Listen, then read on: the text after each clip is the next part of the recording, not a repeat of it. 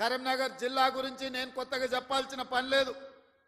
ఆనాడు ఈ దేశానికి దశ దిశ నిర్దేశం సూచించిన పివి నరసింహారావు గారు మంతని శాసనసభ నియోజకవర్గం నుంచి గ్రామ స్థాయి నుంచి ఢిల్లీ వరకు నాయకత్వాన్ని అందించి పరిపాలన అంటే ఇట్లా ఉండాలి, తెలంగాణ బిడ్డ పరిపాలన చేస్తే ప్రపంచమే ఆశ్చర్యపోయే విధంగా అబ్బురపడే విధంగా దేశాన్ని అభివృద్ధి పదం వైపు నడిపిస్తాడని చెప్పిన పివి నరసింహారావు మీ బిడ్డ, కరీంనగర్ బిడ్డ అని చెప్పి ఈ సందర్భంగా మనం గుర్తు చేసుకోవాలి.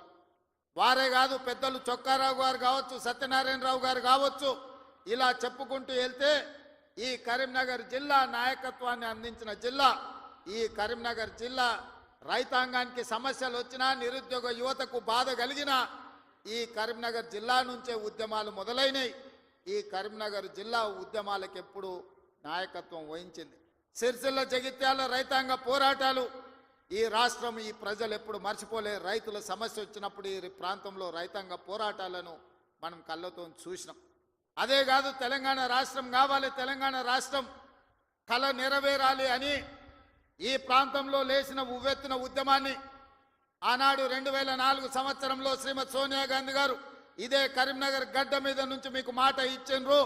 మీ మనసులో ఉన్న కోరిక, ఈ తెలంగాణ ప్రజల ఆకాంక్ష నాకు తెలుసు, తప్పకుండా నెరవేరుతుంది అని చెప్పి శ్రీమతి సోనియా గాంధీ గారు ఈ కరీంనగర్ గడ్డ మీద నుంచే 4 కోట్ల ప్రజలకు మాట ఇవ్వడం జరిగింది. ఆ తర్వాత జరిగిన పరిణామాలు నేను చెప్పేదానికంటే మీ పార్లమెంట్ సభ్యుడు పొన్నం ప్రభాకర్ గారు ఆ రోజు పార్లమెంటులో పెప్పర్ స్ప్రేలను అడ్డుకొని తెలంగాణ బిల్లును ఆమోదింపజేయడంలో పెద్దలు జైపాల్ రెడ్డి గారి నుంచి మొదలు పెడితే మన పార్లమెంట్ సభ్యులందరూ పట్టుదలతోని వీరోచితంగా లోక్సభలో కొట్లాడితే తెలంగాణ రాష్ట్ర బిల్లు ఆమోదం అయ్యింది. తెలంగాణ రాష్ట్ర బిల్లు ఆమోదం ఆశామాసిగా జరగలే, అల్లాటప్పగా ఎవరో ఇవ్వలే.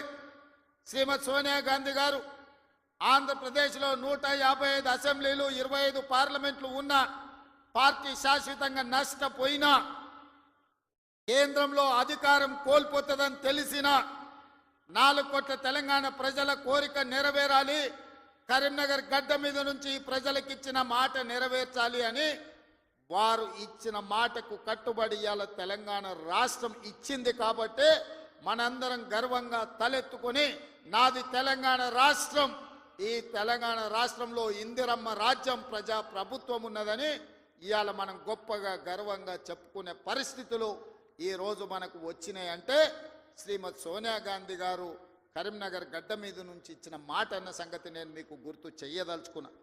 అందుకే మిత్రులారా, కాంగ్రెస్ పార్టీ ఏదైనా మాట ఇస్తే ఆ మాట కోసం ఎంత దూరమైనా పోతుంది, ఆ ప్రజల ఆకాంక్ష నెరవేర్చడానికి ఎంత త్యాగానికైనా సిద్ధమవుతుందన్న సంగతి 2004లో సోనియమ్మ ఇచ్చిన మాటను చూసిన ఎవరికైనా అర్థమవుతుంది. ఈ ప్రాంతం నుంచి ఒక్కసారి ఎంపీగా మీరు పొన్నం ప్రభాకర్ను గెలిపిస్తే తెలంగాణ రాష్ట్రాన్ని సాధించండి. మరి నేను ఇక్కడికి వచ్చిన ప్రజల్ని